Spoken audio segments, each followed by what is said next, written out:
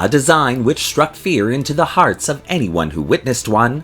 The Klingon Bird of Prey would become a symbol for the Klingon Empire, receiving countless updates and redesigns during its lifetime. But what do we know about the 2260s version of this design? Well, today we'll find out. Hello and welcome to another episode of Truth or Myth Beta Canon, a Star Trek web series that dives into the history of any given topic using beta canon sources and my own imagination to fill in the gaps. In today's episode, we're taking a look at the TOS version of the Klingon Bird of Prey, as first seen in Star Trek Online to better understand its place in Star Trek history. Please note, this video is a continuation on my look into Klingon starship designs of the TOS era. As everyone knows, unfortunately, Star Trek the original series didn't really have the budget to create a lot of starship designs, settling for lights and flashes rather than physical models. But now, thanks to Star Trek Online, an amazing game, we can take a look at what our honorable Klingon friends were driving around to annoy Starfleet and the Federation of that time. But as always, because this is just a beta canon video, all information relayed should pretty much be taken with a grain of stardust and only considered a little bit of Star Trek fun. And so, with all that out of the way, let's begin.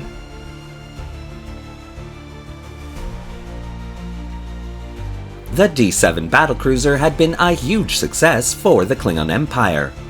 All the new technologies included in this revolutionary new starship design from all the great houses of the Empire had proven one thing, that when working together, the Klingon Empire was truly a force to be reckoned with. Not wanting to let this new age of intercooperation between the great houses die a dishonorable death, Chancellor L'Rell of the High Council immediately instructed her engineers to expand the Klingon fleet, updating older starship designs using the same technological innovations included in the D7 battlecruiser. And first on the Klingon starship designers list was the Bird of Prey. The Klingon Bird of Prey had been a staple in the Imperial fleet since as far back as anyone could remember. A small but powerful starship design, the Klingon Bird of Prey always struck fear into the hearts and minds of enemies everywhere.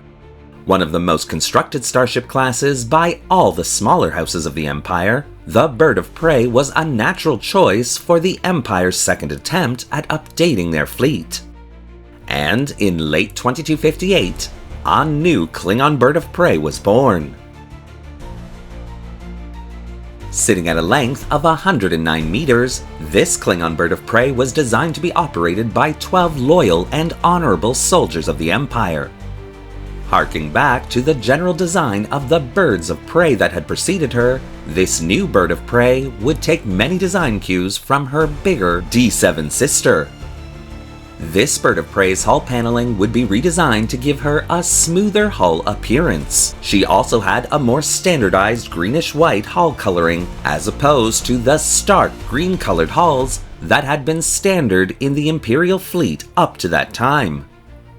This Klingon Bird of Prey would also contain a modified version of the S1 graph unit included in the D7 design. And like all Klingon Birds of Prey since time immemorial, this meant that this smaller starship design did not require nacelles as such to enter warp velocity. Rather, a single aft center-placed warp coil housing would be used to generate the starship's warp bubble, allowing the Klingon Bird of Prey to travel at warp speed.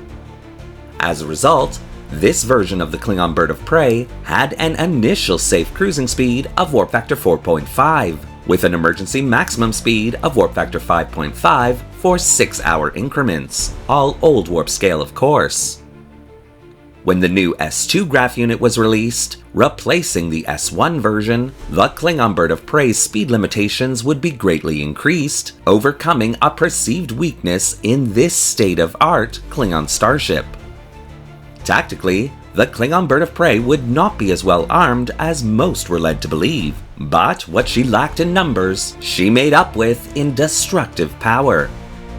2 heavy Klingon disruptor cannons would be placed at the ends of both wings of this design, with a power output almost as great as Starfleet phaser weaponry. A single torpedo launching system was included within the forward section of this design, with the Bird of Prey capable of carrying up to 20 torpedoes in her travels. Shielding for the Klingon Bird of Prey would be standard for Klingon vessels of the time. This Klingon Bird of Prey would not include a shuttle bay per se, but would actually include 2 drop-style shuttle pods embedded within the design. Though cramped and ill-equipped, these shuttle pods could get the job done should a mission require their use. Space aboard this Klingon Bird of Prey would be at a premium, with all officers except the captain sharing one barrack-style quarters. In fact, most space aboard the Klingon Bird of Prey would be dedicated to cargo storage and hauling duties, due to the intended mission profile of this vessel being one of raiding and collecting commodities for the house which it operated under. The launch of this version of the Bird of Prey did not exactly go over well for the Empire. Many of the smaller and even some of the great houses complaining that the design looked as though the Bird of Prey's teeth had been pulled out, in favor of an almost Federation-style look. And so, even as the Imperial shipyards began to churn out dozens of this new starship design, L'Orelle would order her design engineers back to the drawing board in order to restore certain aspects of the traditional aesthetic back into this Bird of Prey design, eventually leading to the creation of the Burrell-class Bird of Prey. Many of the houses of the Empire would still buy this starship design, and all would be impressed by its performance, oftentimes simply repainting the design on their own to give it a more fearsome look. And after a brief alliance with the Romulan Star Empire in the late 2260s, many starships of this design would also include the newly acquired cloaking device, which allowed vessels of this class to seem invisible to its enemies, a clear tactical advantage especially for a craft this size.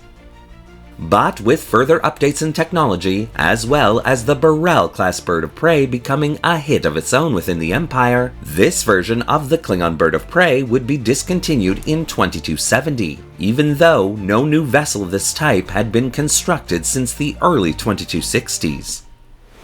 Because of the makeup and operation of the smaller houses of the Empire, this version of the Klingon Bird of Prey would still be used by some of the houses until the turn of the century, when finally the last vessel of this design would soar off into the Klingon sun, marking the end of an era for the Klingon Empire with much song and story. Created to keep the Empire working together, this version of the Klingon Bird of Prey would find honor in its own right through many glorious raiding and piracy missions against the various enemies of the Klingon Empire, earning this class its distinctive place in Klingon history. Thank you for watching today's episode of Truth or Myth Beta Canon. What do you think of the TOS version of the Klingon Bird of Prey and the historical narrative that I've created here? Do you want to see more videos like this one? Well, leave your comments in the section below, and don't forget to like the video and subscribe to the channel, hitting that little bell icon so you won't miss a single video we release. Want to help the channel gain glorious victory through raiding and piracy missions against enemies of the channel? Then consider becoming a channel member subscriber or a channel patron, both a major help that allows this channel to purchase resources and 3D models to keep it going. The link to both memberships is in the description below. Thanks again for watching, glory to you and to your house.